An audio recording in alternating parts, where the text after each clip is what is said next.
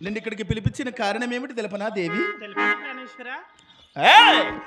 భామ వినవే బంగారు కోమాలి, భామ తెలుసా నీది?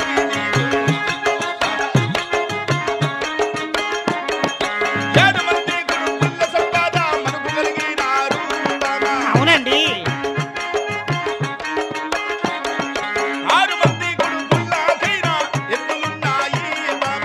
అవును ప్రాణేశ్వర.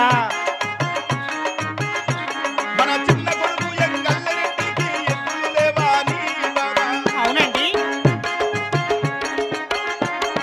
పరమట దేశము ఎత్తల మేరము బదలసినాను భామ.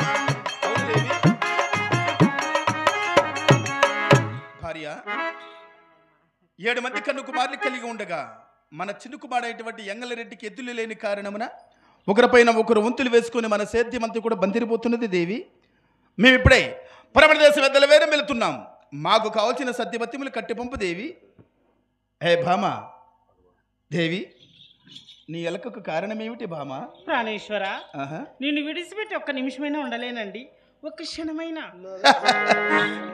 భామ, ప్రాణేశ్వర, నన్ను వదిలి ఉండలేనంటున్నావు కదా.